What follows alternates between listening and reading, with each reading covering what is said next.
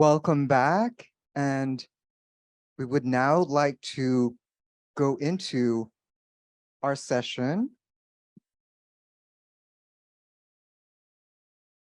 It is titled Strengthening Climate, Energy, and Health Security.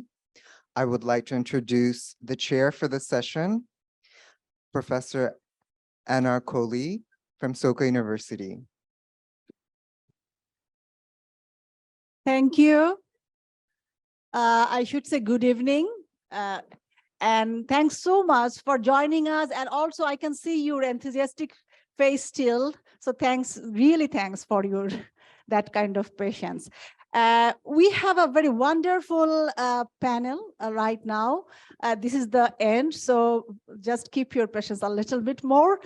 I'm introducing first Dr. Ela Kokotsis from G7 Research Group. And she is the director of accountability of the G7 and G20 research groups. She has attended most of the G7 summits since 1994 and working on varieties of area, written broadly on the various aspects on global governance. And also she worked on research methodology of assessing summit compliance that we also heard in the morning. So I'm just directly going to her. Professor Dr. Ela. Well, good morning, everyone, and greetings from Toronto, where it is 2:30 in the morning local time. So please do forgive me if I do appear a little bit tired. I'm going to do my best, of course. My sincerest thanks to the conference organizers for the opportunity to participate at today's important event. I would have loved to have been there in person in Tokyo. However, I am thrilled either way to be participating through video link. Now, in my discussion, I plan on addressing the 4 key questions that were outlined in the conference abstract. Those being, 1, how well have G7 summits governed climate change in the past through their collective commitments and ability to comply with them? Number 2, what further advances have come from recent summits influenced by G7 members? Third, how and when has Japan, particularly as a G7 summit host, effectively shaped summit action on climate change? And what assets does Japan have for doing so today? And finally, what are the most urgent and important actions needed by the G7 at Hiroshima to control climate change? Now, in terms of the first question, how well have the G7 summits governed climate in the past through their collective commitments, as well as their ability to comply with them? Our research at the University of Toronto, in addition to our recent co-authored book with Professor Curtin and Brittany Warren on this question, essentially concludes that over the summit's 48-year existence, the G7's climate performance has varied quite considerably over time. Although the climate crisis, as we know, has progressively become more severe.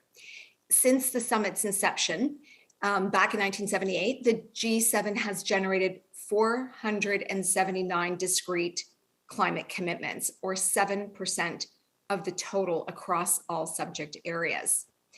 Compliance with the 99 climate commitments that we've assessed at the G7 Research Group in the year following each summit shows an overall compliance average of 74%, which is nearly on par with the summit's overall performance of 76 across all the issue areas that we've examined. Now, between 1979 and 2004, we saw compliance with climate commitments average around 72%. And between 2005 and 2022, it rose marginally to 76%.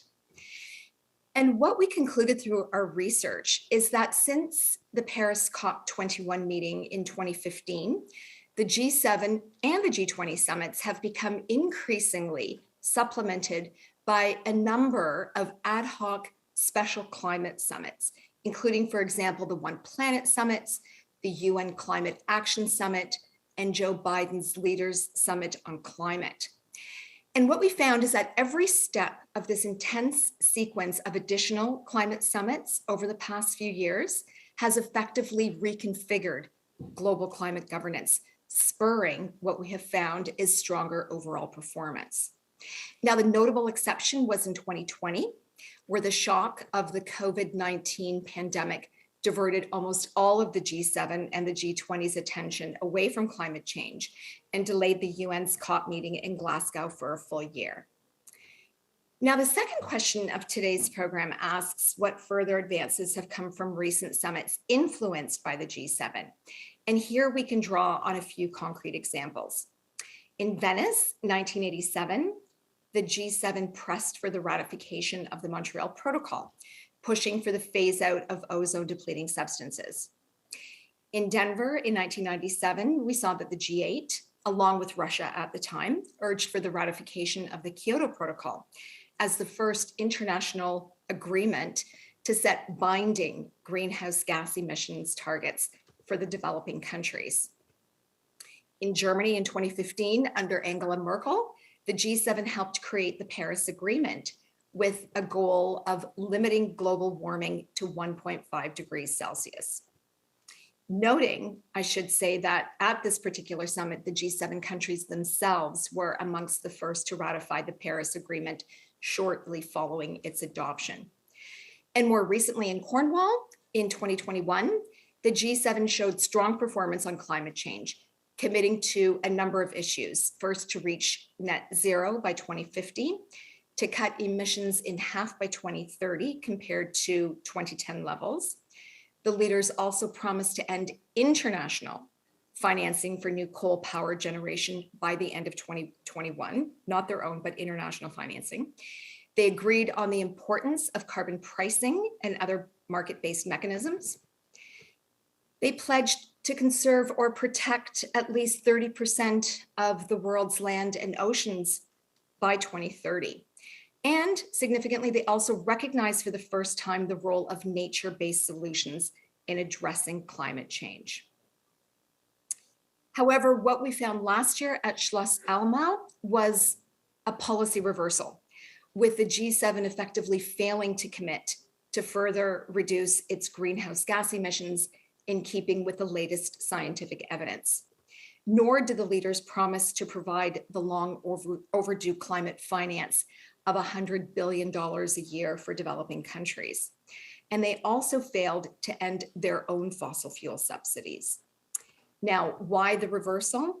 Well, the summit's agenda was largely dominated by Russia's war in Ukraine, with some G7 countries agreeing that public funding would even be necessary for some fossil fuel projects in order to reduce dependence on Russian energy. Now, as we look ahead to Hiroshima, it's important to understand where Japan, as G7 host in the past, has effectively shaped summit action on climate change. And additionally, what assets does Japan have for doing so currently? In '93, we saw Japan as G7 host call on the implementation and the ratification of the UN's Framework Convention of Climate Change, and also supported the Global Environment Facility as the key financial mechanism to fund the Rio Conventions on climate change and on biodiversity.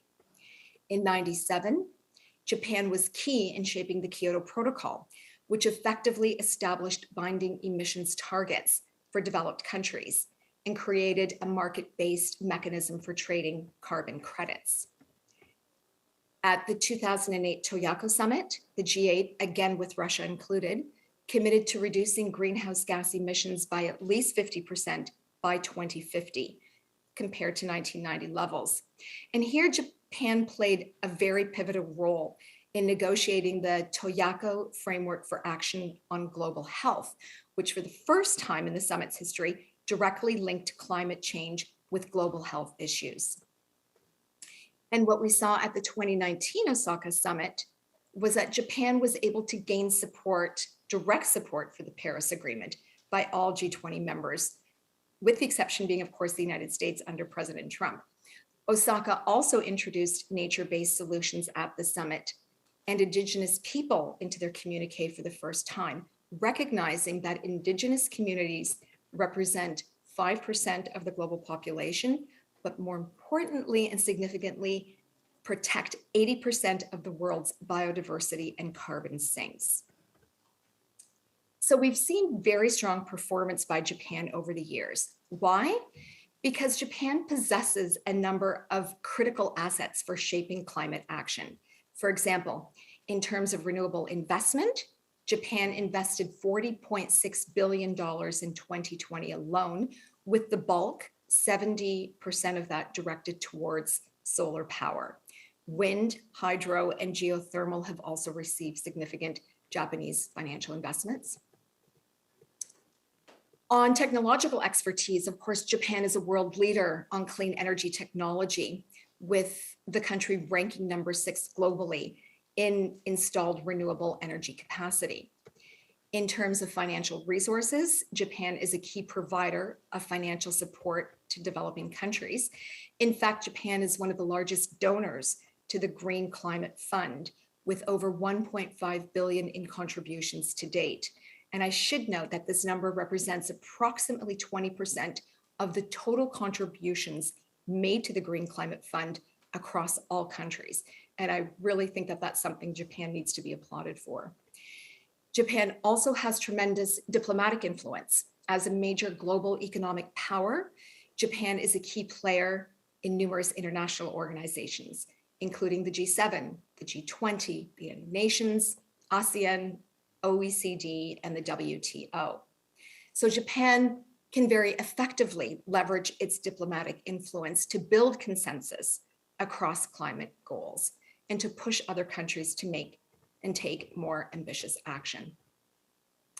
And finally, Japan also has strong domestic political support, and this is important on climate issues, with 84% of Japanese people supporting the country's goal of achieving carbon neutrality by 2050.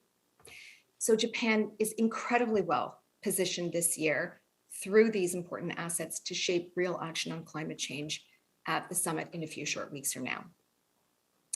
Now, in terms of the final question, what are the most urgent and important actions the G7 can take to control climate change when the leaders meet in Hiroshima in May? We know through the most recent Intergovernmental Panel on Climate Change synthesis report, the IPCC synthesis report, that an impending climate catastrophe is quickly closing in. So what can the G7 do now? And I'll offer 8 very short recommendations and in no particular order. First, the G7 must ramp down fossil fuel subsidies and redirect those financial resources to green development initiatives. Almost $300 billion of public money was committed to the fossil fuel industry in 2020 alone. Secondly, the leaders must deliver and in fact go beyond their commitment to provide $100 billion a year on climate finance to marginalized communities and the global South. And this number should be in addition to the goal of providing 0.7% of gross national income, or GNI, as development assistance. Third, the G7 needs to strongly encourage private sector investment in climate finance through innovative funding mechanisms, including things like green bonds and green investment funds. 4, the leaders must do more to promote sustainable infrastructure investment in renewable energy projects, in public transportation, and in greening buildings.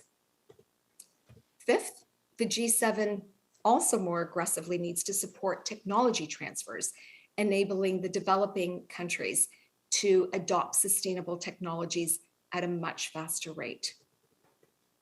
Number 6, the leaders must also adapt disaster risk reduction strategies by prioritizing climate adaptation and climate resilience, particularly at the community level. And 7, nature-based solutions are critical through the protection of restoration of natural ecosystems around the world. And finally, transparency and accountability are also critical through the tracking and reporting on both the amount and the impact of climate finance that's been provided. And of course, all these recommendations are underpinned by very complex and very challenging regulatory policies, which each of the G20 countries need to independently address. But the good news is that the G7 do share a very strong collective knowledge base, and they need to utilize their collective experience and their expertise by coordinating their investment strategies and also sharing best practices on both green development challenges and opportunities. So in closing, I think Hiroshima represents a very important opportunity and at a very critical time for the G7 to leverage its collective efforts and to use the tools that it has at its disposal to advance climate action. And I'll end my comments there. Thank you very much.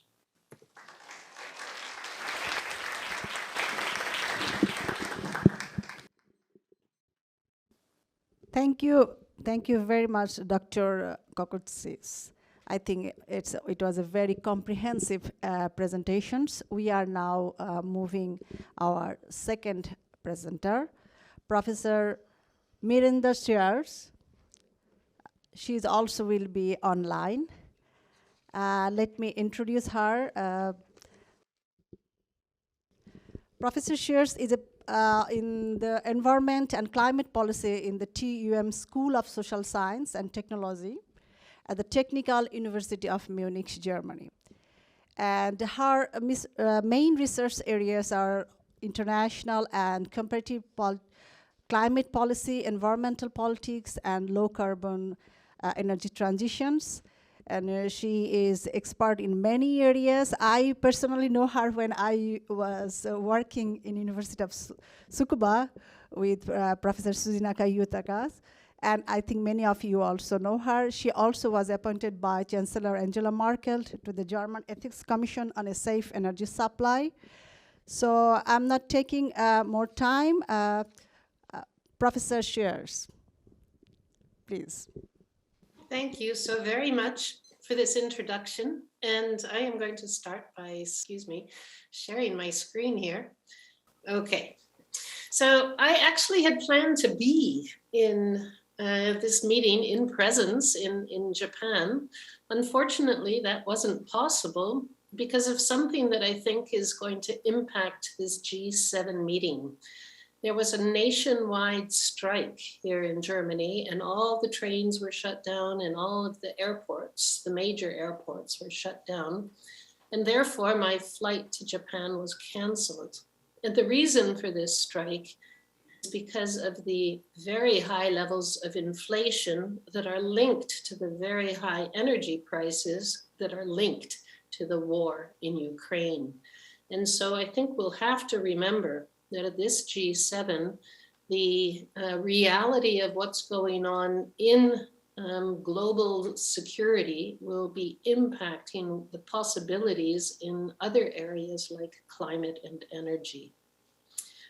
So I'd like to first point out that we see a continued rise in global CO2 emissions, and these graphs show that to you. On the right-hand side, you see a graph that shows you emissions from the pre-industrial to the current levels, and that those emissions, while slightly declining in the G7 countries, which are at the bottom, we see a growth in emissions in other parts of the world that are developing and transitioning. And so one of the major challenges for the G7 will be not only continuing to bring down their own emissions, but also to assist and share the burden of the transition in other parts of the world.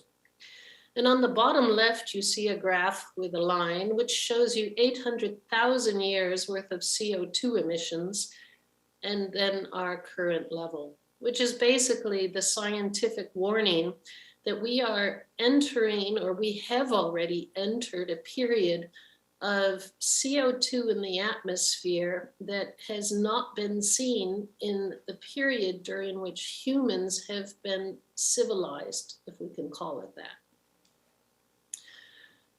We also just heard in Ella Kokotsis' presentation about the AR6 synthesis report that was produced by the Intergovernmental Panel on Climate Change. And I just want to point out to you that this very, very lengthy report synthesizes the last 5 years worth of reports from the IPCC. And it basically says we're in trouble, but we still have opportunities. We're in trouble because our current commitments, the nationally determined contributions, suggest that we are going to hit this 1.5 degrees C target sometime in the next few decades, and that it's going to be increasingly hard to stay within a 2 degrees centigrade target if we don't make some major changes soon. And they present a few different scenarios of what could happen if we don't bring our emission levels down, and that rather rapidly. Even if we bring them down today with a 1.5 degree target in mind, we will still be leaving a world for next generations, those that are born today, that will see a world that is much warmer than any of us at our ages have experienced.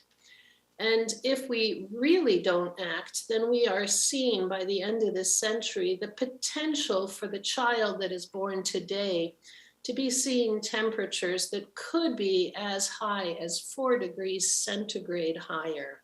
And we really need to avoid that, because with every 0.01 degree centigrade increase in temperature, we're also seeing the melting of glaciers, we're seeing sea level rise, we're seeing extreme storms, and a world of anything above 1.5 degrees centigrade becomes a world that is increasingly scary and that will lead to multiple new challenges.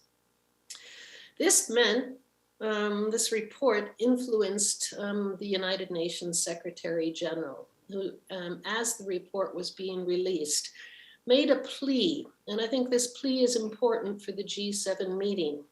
Net zero electricity generation by 2035 for all developed countries. This is something the G7 should be pushing, as well as a net zero target that suggests a total net zero, not just in the electricity sector, as close as possible to 2040. So this means that the G7 and the rest of the world are not where the science says we need to be. We need to do more. And this means many things, such as the ceasing of licensing or funding of new and old gas initiatives, stopping the expansion of existing oil and gas reserves, shifting subsidies from fossil fuels to a just energy transition, as we have heard from several of the previous presenters, establishing a pathway country by country for how we plan to phase down and eventually phase out the use of oil and gas, speed up efforts at the energy transition, and fulfill and expand climate adaptation and mitigation financing commitments. Many of these points have been mentioned by our previous speakers. So where are we? The G7's share of greenhouse gas emissions is still at about 1/5 of the global total, even though that is not our share of the global population. In comparison, China, yes, is much higher at 33%. The European Union as a whole at 7%. And within the G7, we see, of course, a fairly large difference. I have listed the G7 countries by the size of their proportion of global emissions. The US is now at 12.5%, Japan at 2.87%, Germany at 1.76%, and so on down the list. That means the G7, although they have done things to cut emissions, and their emissions are lower than they were in 1990, still need to do much more. The G7 countries have increased their nationally determined contributions.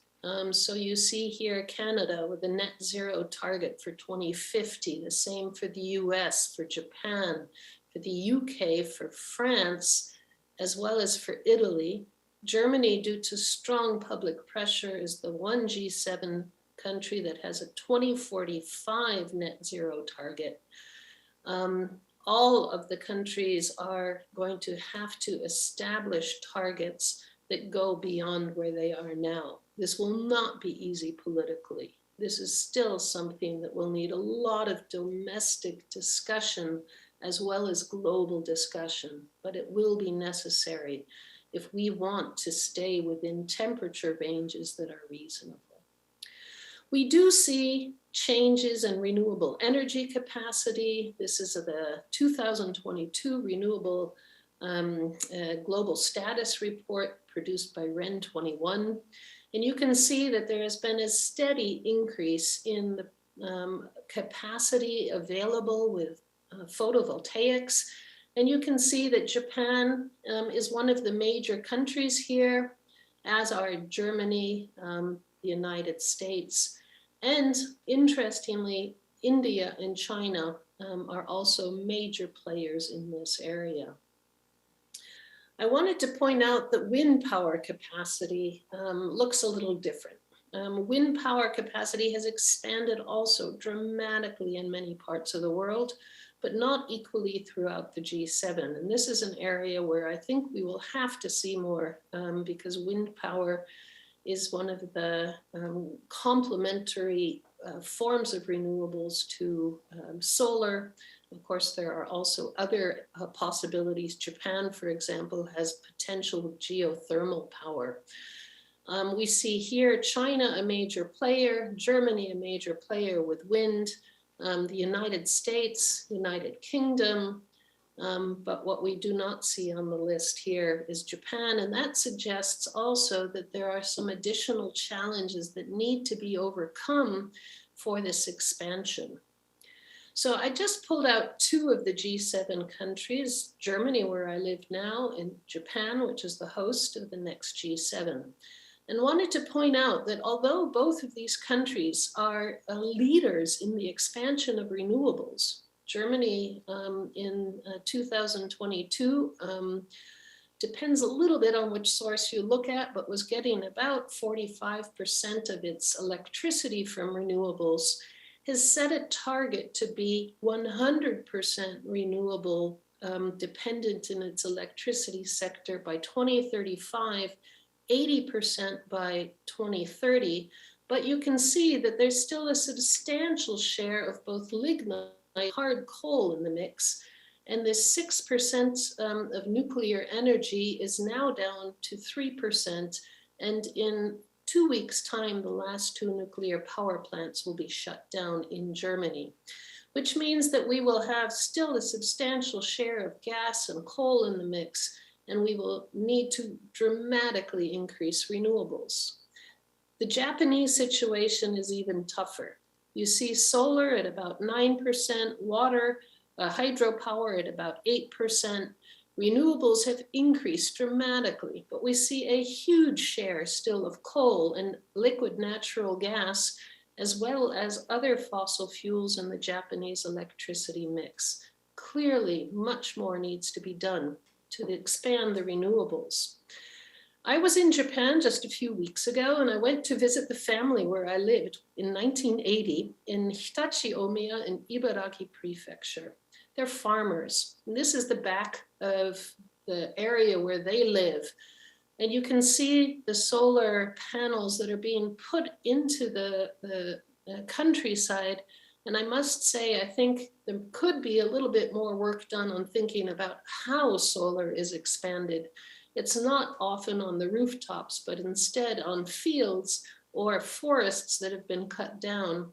And we see public opposition. And I think this suggests that a little bit more urban planning and rural planning on solar is necessary. In the Bavarian region where I live, there are also a lot of solar panels. They tend to be put much more on roofs than I've seen in Japan. This is something that we could consider, how planning around the development of renewables could perhaps also increase acceptance for renewables. We mentioned fossil fuels in the discussion today. So I took a look, how much subsidies are Japan and Germany providing for fossil fuels? And according to a 2022 OECD report, Japan's government is supporting fossil fuels through tax relief and direct transfers on the order of 356 billion Japanese yen, which is about 2.7 billion US dollars. So that's much less than the 300 billion subsidy at the global level, but it's still a long ways to go. And if we look at Germany, because of the war in Ukraine, fossil fuel subsidies have actually increased. This is in part as direct support to industry that's being heavily impacted by the war, as well as subsidies to consumers who are seeing their energy bills increasing by 65% in 2022 compared to 2021.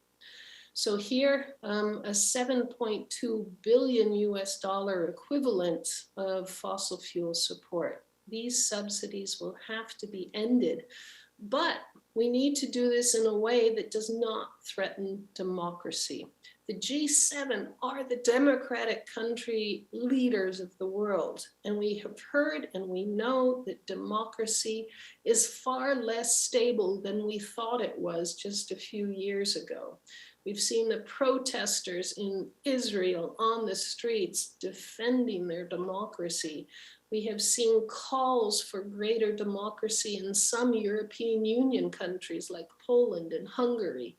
So the question is, what can the G7 do to support democracy? Because it's a crucial basis for all action related to biodiversity, climate change, environment, as well as human rights. We need to accelerate, speed up renewable energy expansion, but we need to do it in a way that supports the rural communities that are hurting in so many countries. We know that in Japan, with the aging population in many rural areas, communities are simply suffering, they're dying out. Renewable energy, when done the right way, could really be something to support these rural communities. But it does mean we need more investment in the necessary grid infrastructure. It will be hard, but we need to move up the net zero targets to around 2040 as called for by the UN Secretary General. We need to expand battery and other storage capacity so that on really sunny days, the electricity produced from solar, or on really windy days, the wind produced electricity can be stored for use on days when there isn't so much wind or sun. We need to eliminate those remaining subsidies for fossil fuels, and we need to phase out coal use well before 2030. Let's aim for something like 2025 to 2028. All of this will require support for just transitions, because otherwise we are going to see protest movements like we see in the streets of France, rejecting higher prices for gasoline, or rejecting the support for climate action. And we have to be fearful that support for the war in Ukraine, the Russian war that is driving up these energy prices, could weaken. And so what's really important, we need to do what we can in areas that will allow us to improve energy efficiency. We've seen some great trends here, 20% reduction in energy use in Germany as a result of people's wanting to cut their use of fossil fuels coming from Russia. But we need to also invest in a skilled labor capacity building project. There simply aren't enough people who know how to put photovoltaics in, or who know how to develop green hydrogen. So we need to invest in our schools and in our universities. We need to phase out the conventional motor in the transport sector. Transport sector is 30 to 35% of emissions in our G7 countries. We need to expand research into green hydrogen and biofuels because some sectors will not be easy to electrify. The steel sector, the glass sector, the chemical sector. We need alternatives, and green hydrogen is an area where we see a lot of potential. We need to continue support in this. And as has been mentioned already, we need to promote and regulate green financing.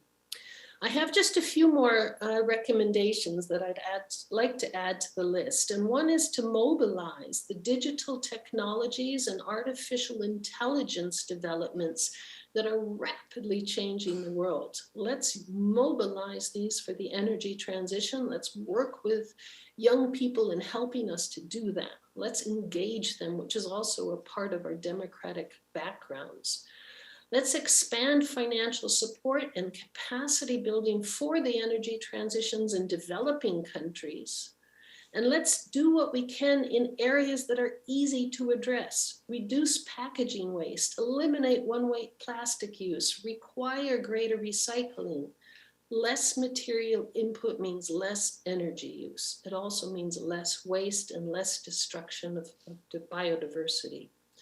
We need to link biodiversity protection more strongly to climate change. We need to reforest, afforest. We need to green our cities where we're going to have heat island impacts. We need more sustainable forestry management. And we should develop climate clubs with developing countries to accelerate their energy transitions because that is where the emissions are growing now. And to recognize the positive benefits that will come from the clean energy transitions, providing support for creative societal responses such as a sharing economy. And last but not least, we need to commit to a clean energy transition Marshall Plan for the Ukraine when this war hopefully ends soon. Thank you very much. Thank you. Thank you very much, Professor Schreurs, for your very extensive and also very comprehensive presentations. Now we are moving towards our next presenter, Dr. Mark Elder. He is from Institute for Global Environmental Strategies. He is the Director of Research and Publications in the Strategic Management Office at IGES Institute in Japan. IGES is one of the leading environmental institutions in Japan. And also Dr. Elder, he led various research projects on environment and sustainability, governance, and also sustainable development goals. He also authored and also co-authored a number of books, publications related this area. Dr. Elder, thank you. Yeah, thank you very much, Professor Koli, for this kind introduction. Today, I would like to talk about energy and climate security at the G7 in context of the Ukraine war. I really appreciate Miranda's very comprehensive presentation, and I knew that, and also the other presentation, and so I knew that the background would be well covered, and so I would like to focus more on maybe one of the obstacles to the government's thinking on this issue. And I know and I appreciate that Ariyoshi-san's presentation this morning was very he's a diplomat, so his presentation was very diplomatic, and he indicated that the G7 would focus on maintain its support for net zero and the climate agreements. But nevertheless, we can see from the government actions that they're really kind of more concerned with energy security, and a lot of what the governments are actually doing is more investment in fossil fuels, actually. So, although, I mean, I think we can see that there is more investment in renewable energies, which is good, but also more investment in fossil fuels, which is not helping. But, I mean, I know the Ukraine crisis is definitely the urgent issue at the moment, but just because of that doesn't mean that the climate crisis has paused just because of the Ukraine war. And the climate crisis is already causing major economic and health damage. And this damage will continue to escalate. And I think there's not been enough attention to this damage. And not only the climate crisis, but there are also various other crises which have been referred to as like crossing planetary boundaries. And so other environmental crises like biodiversity and pollution, and meaning that the Earth's ability to support humans is at risk. So not just the Ukraine war is with us. And so therefore, I mean, I think the recommendation, the big picture recommendation is that G7 needs to maybe prioritize climate security, which is actually a prerequisite for these other priorities, and the G7 should recognize the concept of planetary boundaries, which actually has not been recognized by governments yet. So, and also I knew my fellow panelists would report to you the news from the latest IPCC assessment report last week, so I won't go into that. I'm a political scientist, not a climate scientist, but anyway, I can maybe go over a couple of points that I'm reading in the news that are maybe easier to understand than the IPCC report.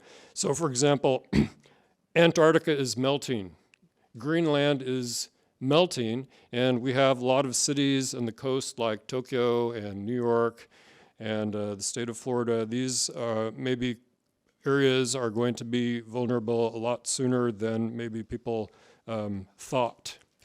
And food security, we have droughts and floods.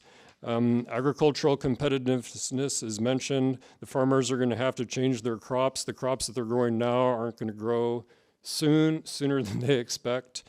We have extreme weather damage. I looked it up in the US in 2022, $165 billion of damage. We couldn't afford to do anything about climate 10 years ago, but now we are going to afford all this damage. There are large-scale forest fires in California, Canada, Siberia, and then if you actually Google these forest fires, you notice that they're actually in a lot of other places that aren't necessarily in the news. There's refugees from climate-related disasters. Military installations are threatened by climate change. Another one that stood out to me is the melting permafrost. So like in Russia, Siberia has a lot of permafrost and the buildings are built on it. And when it melts, then the buildings like crack and fall down and fall apart. I mean, so like as my just simple-minded opinion, like Russia should be worried about Siberian infrastructure collapsing instead of fighting wars. But anyway, and the other interesting point is that the climate crises and other crises, actually they're going to threaten energy security itself, including fossil fuels. So we have a concept in the sustainability called the food, energy, water nexus, and the reality is the energy production, actually I didn't know this before, but like coal-fired electric power requires a lot of water. So does nuclear power for warming, for cooling the reactors. I mean, agriculture needs a lot of water and energy. Water production needs a lot of energy.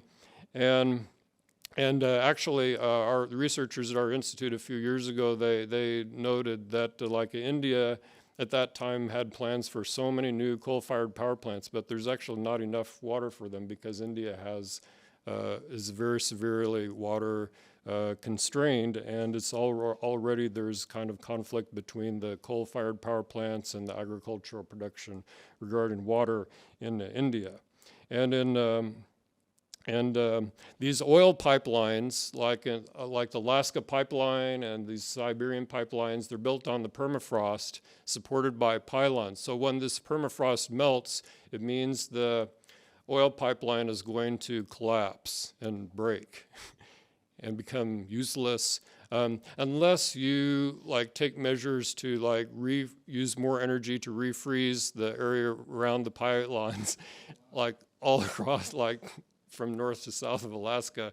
Otherwise, it's going to like collapse. And not only that, there's a river I read going next to the Trans-Alaska pipeline, which is moving towards the pipeline. These large-scale forest fires are threatening electric power transmission, like in California. Actually, the power lines maybe caused the fires to begin with, and then the fire worsens the power shortage. And French nuclear power plants get their water from rivers. Well, but when there's a drought and the river dry up, then they have to shut down the nuclear power plants. So energy security itself is being threatened by this climate crisis. And so there's going to be a limit. I mean, we're really running into limits of this, the fossil fuels. So fossil fuels are not the solution for energy security. And the International International Energy Agency had a report last year. We need to stop new fossil fuel investment to achieve the 1.5 degree target. We need to stop basically now. Otherwise, we won't achieve it. And the reality is new fossil fuel production takes several years, to set up the drilling equipment in the, North Atlantic Ocean or new gas extraction in the South Pacific. So it takes several years. So this is not a solution to short-term energy security, because by the time these projects actually produce any oil or gas, the Ukraine war will be over probably. I'm not necessarily, but it could be over. And by that time, maybe we wouldn't need it anymore. And then the new fossil fuel investments, they produce for 20 or 30 years, so they're like carbon bombs. But if they have to be, we have to take them out of production after 5 or 10 years because of the climate crisis, then they're going to become stranded assets and they'll become economical. And what a lot of people don't realize already outside of the environmental community, I notice, is that renewable energy is actually already cheaper than fossil fuels in many areas. And there was a report recently, even in the US, not just for new power generation, but even like existing coal-fired power plants it's cheaper to shut them down and replace them by renewable energy, like already. And so like in the US, the utilities, they're ready for the utility scale renewable energy. So I'll echo my fellow panelists' recommendations, like we need to phase out fossil fuels at least, starting with coal. And then I think recently in the energy discussion, there's a lot of talk about electric vehicles and renewable energy. But if you're really worried about energy security, the first thing to do is prioritize conservation and efficiency. And there's certainly not enough of that at all. It's not just about electric vehicles. So this is the quickest and cheapest way to strengthen energy conservation. It actually generates profits. It's not a cost, it's an investment.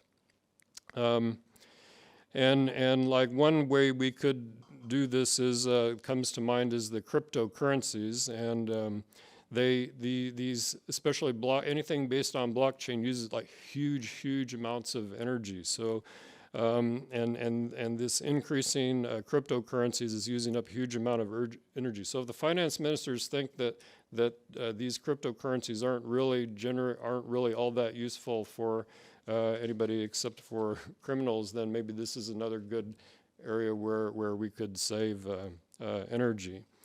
And so we need to prioritize things like energy efficiency standards and building standards. And then in the transport sector, again, a lot of people are emphasizing electric vehicles, but what we really need to do, I think, is have more public transportation to reduce the energy demand and not just emphasis on personal transportation vehicles. And another issue coming up is critical minerals, because these critical minerals are necessary for various technologies like renewable energy and and especially the electric vehicles. They need to be mined. This also causes environmental damage. So we need to manage the critical minerals together. And to do this, together with renewable energy, and to do this, we need more circular economy to have more like recycling and reuse the critical minerals and not just keep mining new ones. And so, so therefore, in conclusion, we need to really prioritize climate security is necessary for the energy security as well as food security. The Ukraine war is not a reason to hit pause on climate action or accelerate investment in fossil fuels. The climate crisis is getting worse. The Ukraine war didn't pause it. And new fossil fuel investment cannot increase energy security in the short term, and it's more expensive. So, like, why do you want more fossil fuels? So, anyway, that I will stop there, and thank you very much. Thank you very much, Dr. Elder. Now we are moving towards Professor Hideaki Shiroyama. Professor Hideaki Shiroyama is a professor of public administrations in the Graduate School of Law and Politics and Graduate School of Public Policy at University of Tokyo. He is also the director of the Institute for Future Initiatives. He also serves as a member of various government advisory council on higher education, nuclear safety, consumer safety, and also artificial intelligence and information technology. Professor Shiroyama. Yeah, thank you very much for the kind introduction. And I think that my role in this session might be to put another dimension also in the multiple crises. We have talked about climate security and energy security, sometimes trade-off, but sometimes compatible to each other. That's a big issue. But in addition, we have an issue of the health security issue. And maybe, I mainly talk about how the health security issue are dealt with in the context of the G7, especially relating to Japan. But kind of the hidden issue, maybe, which may be necessary to be discussed at the later, might be the interaction among those several crises, the energy issue and the health security issue and climate issue are interacting with each other, and how to deal with these kind of complexities might be the big issue. For example, if we think about the fossil fuel issue, which was dealt with by the previous speaker, it was the cause of it is causing the climate change, but it also the source of the air pollution, which is not good for health. That's a fact for the last several decades. And also the food issue, the diet pattern might have impact on the energy consumption, but also have impact to the health. And forms of the community, the public transit issue was discussed, but walking is very important for the health. So walkable community can be good for health and climate. So how to deal with those kind of the multiple crises in an integrated way in the local level and global level, that might be the potentially the important question. So having those kind of the question in mind, I'd like to talk what I prepared for my presentation. Thinking about the series of the G7 and G8 summit hosted by Japan, actually, since the beginning, the health-related issue was picked up. I myself was surprised to find that in 1979, the first Tokyo summit already, the hunger and malnutrition issue was picked up, and that was the first time. And the nutrition issue is a very important issue as a part of the diet, having impact on the health, but also can be potentially important relating to the climate issue. And that was picked up since the beginning.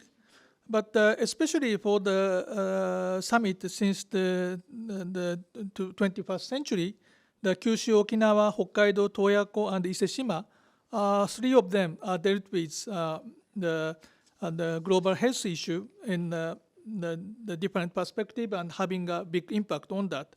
For example, the Kyushu Okinawa Summit, G8 Summit at that time, the July 2000, let's see. Yeah, which dealt with the infectious disease issue, including the HIV/AIDS and TB, and malaria. And actually, after the G8 summit, Japan took an initiative to organize a so-called Okinawa Infectious Disease Initiative. Japan committed about $3 billion for that purpose, and leading the process for the setting up of a so-called global fund to fight with the AIDS and TB and the malaria. And global fund is currently a very big funder for the infectious disease issue, and much larger than the WHO, for example. So that kind of setting up the global fund for dealing with the infectious disease, that was the achievement in the Kyushu Okinawa summit. After the 8 or 7 years, Japan hosted the Toyako summit, and at that time, the three target of the MDG is relating to the health. So partly because of that, the G8 tried to set that new framing for dealing with the issue. One of the key idea at that time was the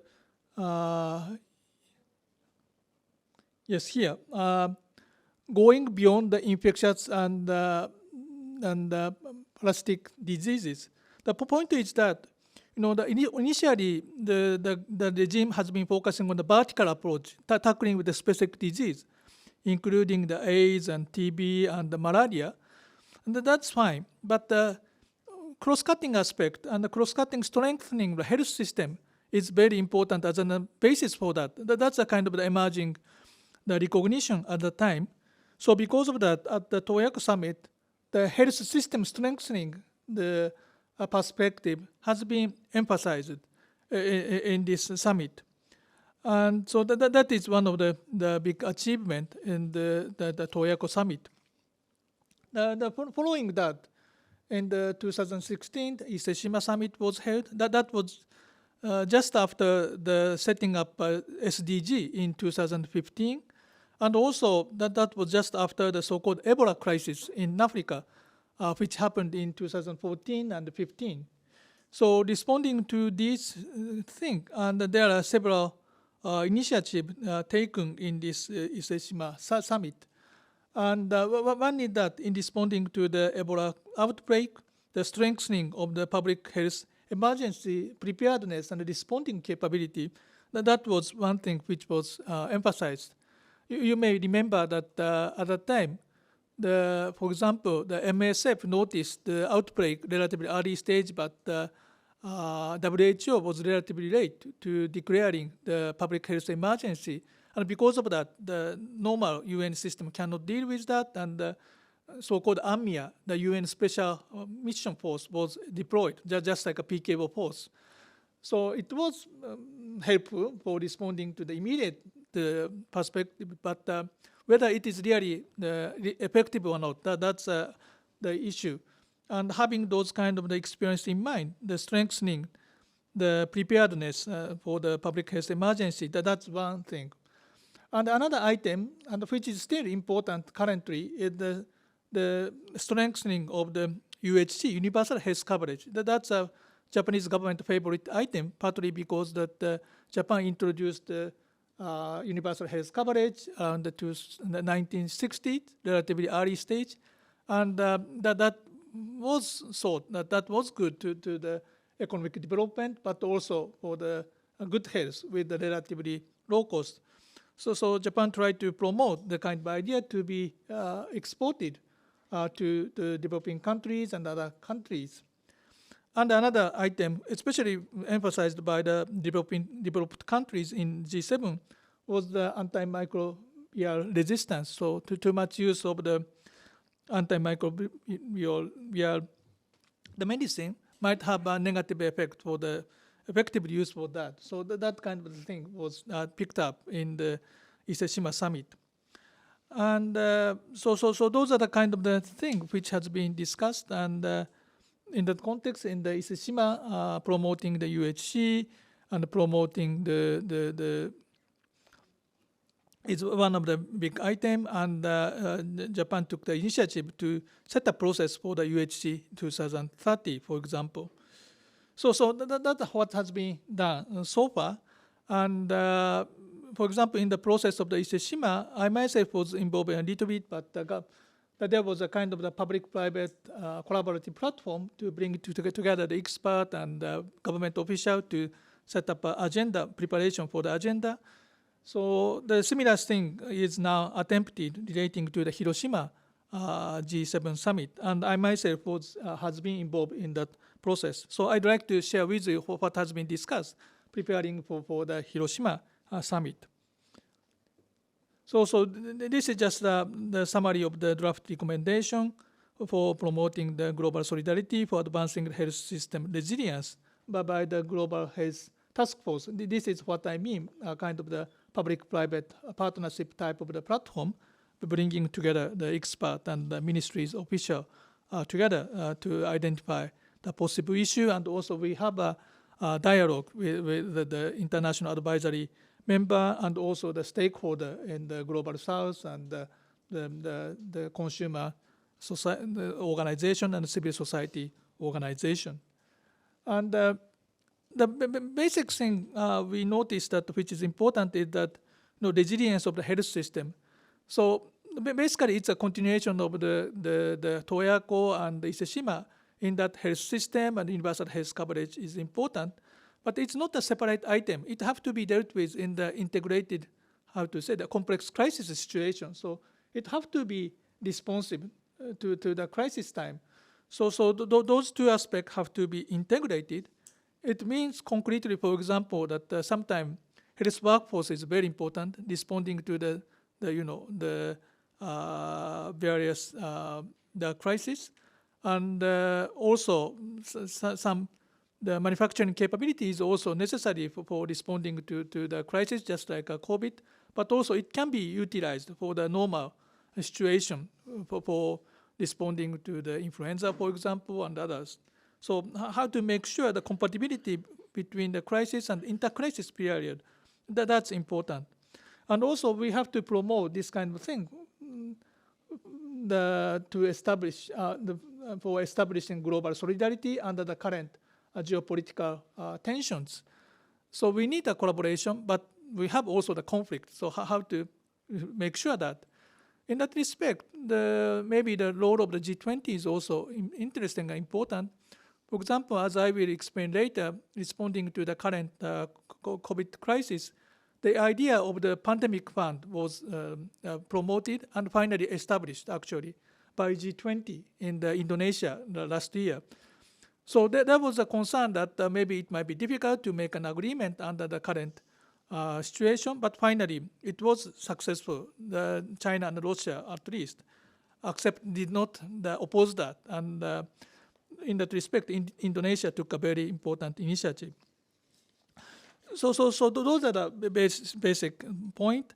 So I don't have enough time to deal with the detail, but I just pick up the three main issues which was dealt with in the report and will be put on the agenda on the Hiroshima summit. One is the universal health coverage under the new version, under the complex crisis. That's what I explained. And 100 Days Mission Plus is the idea originally put by UK government in G7 2021 for promoting the vaccine development for 100 days.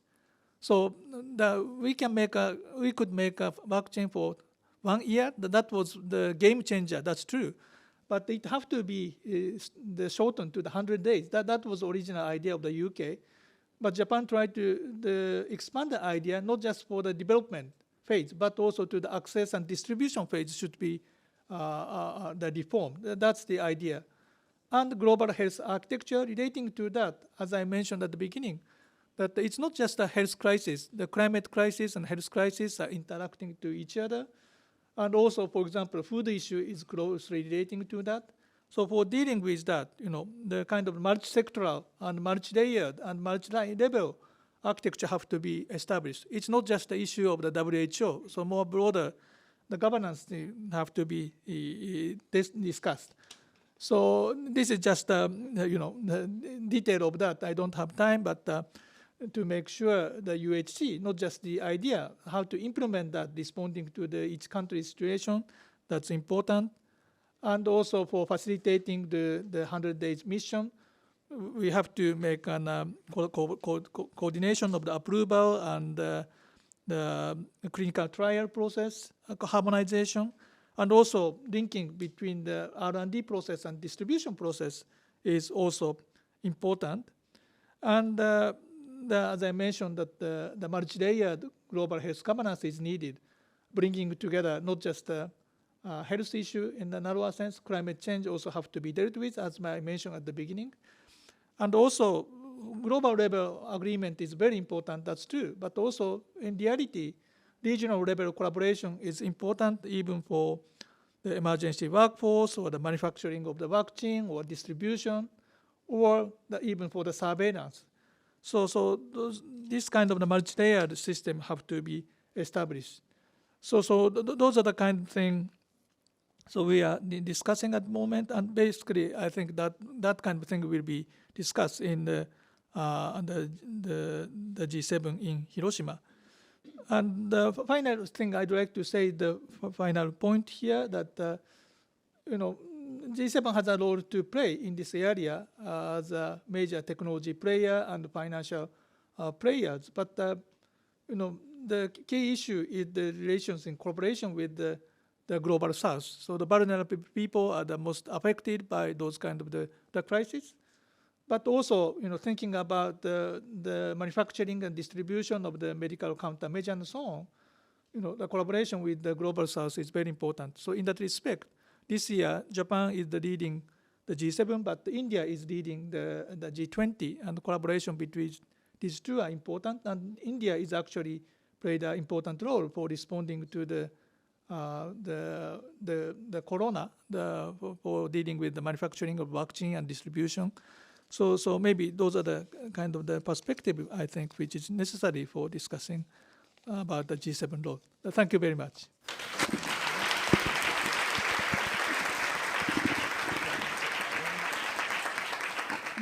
Many thanks, Professor Shiroyama, for your excellent presentations. And also thanks to all of the panelists of this panel, Strengthening Climate, Energy, and Health Security. Now the time for question and answers. So the floor is open. Please raise your hand, those are interested to ask questions.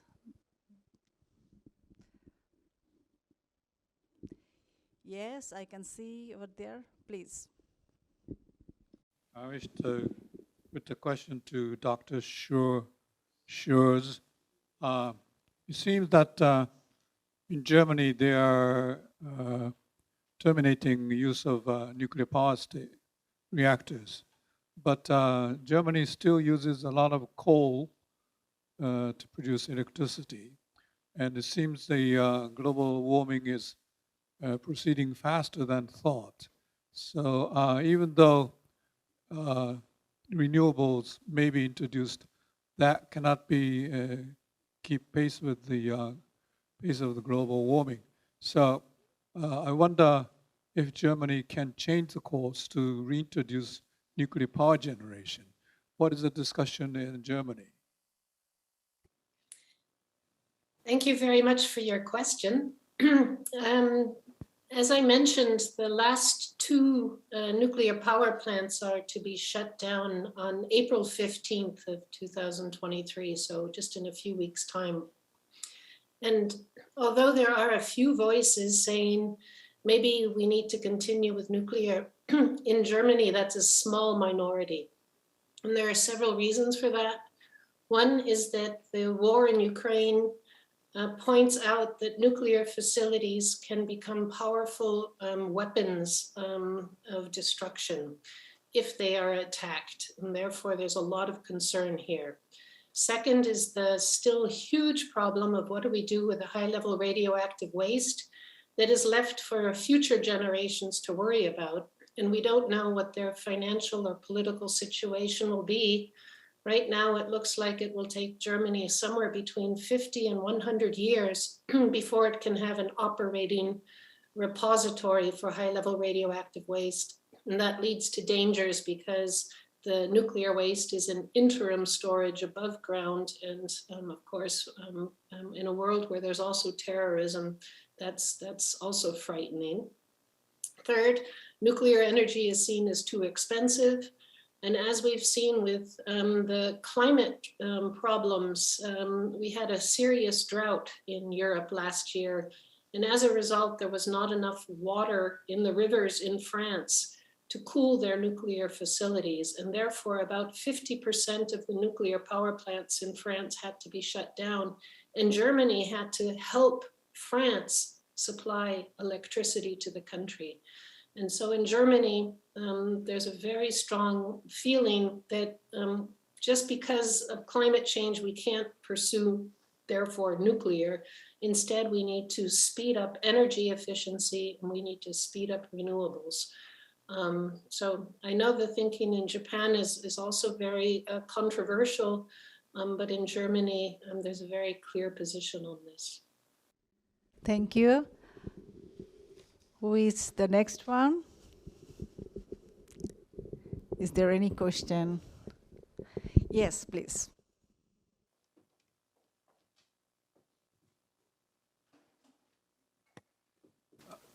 I hope these presentations are available to a lot more people. Everyone has been so impressive. Thank you.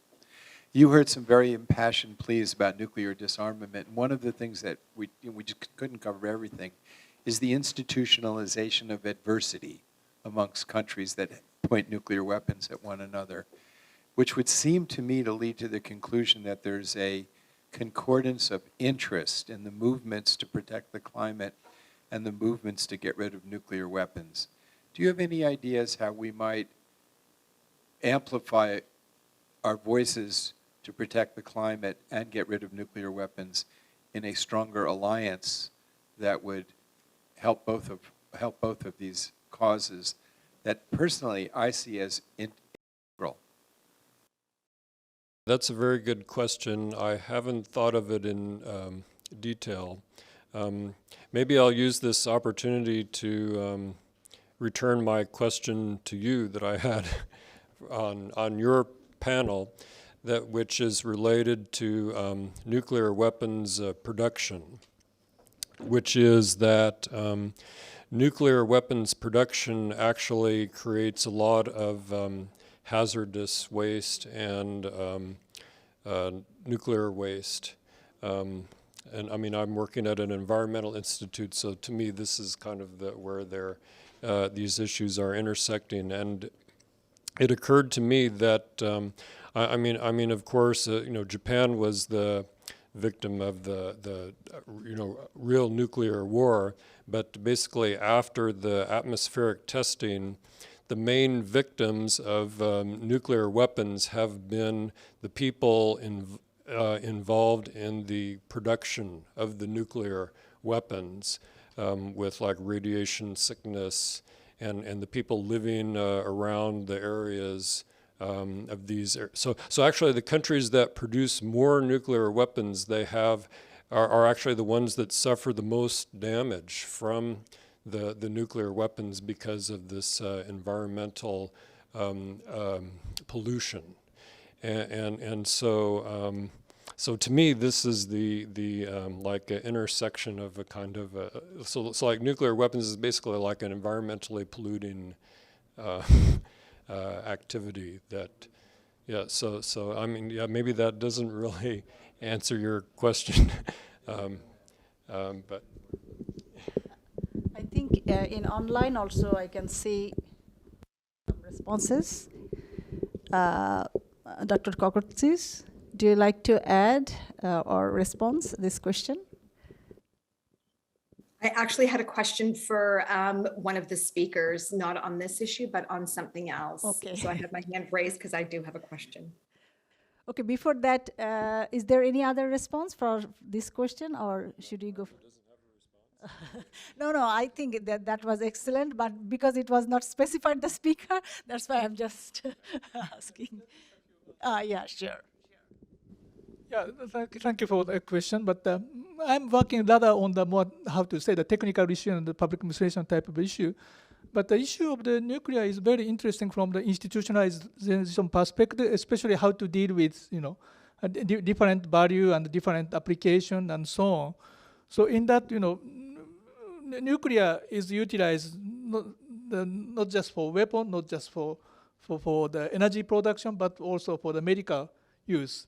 And sometimes, it can be the part of the medical equipment and devices, but also having a health impact is also important. So, the issue of the nuclear have to be dealt with from the multiple perspective. So, I'm not sure the current regime is enough to deal with the kind of the issue you are dealing with, but nuclear has an experience for dealing with the issue from the multiple perspective, and that kind of institutional experience has been, utilized, have to be utilized, have to be expanded. So in that respect, I think that we can think of the concrete thing, from the experience of the institutionalization of the nuclear utilization. That's just a minor point I'd like to add.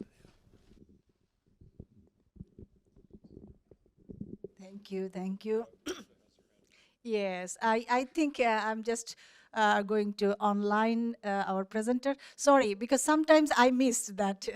It's always happening. My apologies. So I think both of you have two questions or some kind of responses. Please go on. Thank you. On the question and the issue of nuclear, I actually had a question for Miranda, and that's regarding the use of small modular nuclear reactors. We know that their smaller size and the reduced capital cost of producing them is suitable for, a wide range of applications, including remote or off-grid locations or within, industrial applications, military use. And I was actually surprised to realize that Germany is shutting down its final nuclear reactors within the coming weeks. I realized it was imminent, but not that soon. So I'm wondering what Germany's position is on the use of small modular nuclear reactors as a response to energy security. And perhaps somebody from the Japanese side can comment on Japan's position on these devices, as well, as they're really starting to see broad and expanded application across Canada. So I'm really interested in understanding Germany and Japan's position on these. Thank you. Okay, let me jump in here with a couple of comments. One on the question of nuclear as a weapon. I think something we need to be very careful in thinking about the expansion of conventional nuclear is that is also the basis for having the knowledge capacity for developing nuclear weapons. And what we see is that all nuclear weapon states are the states that are most aggressively pursuing conventional nuclear, plus authoritarian states. And I think there is a link here that is often not thought through very well. A second thought that is very important with the small modular reactors, they're one, still expensive.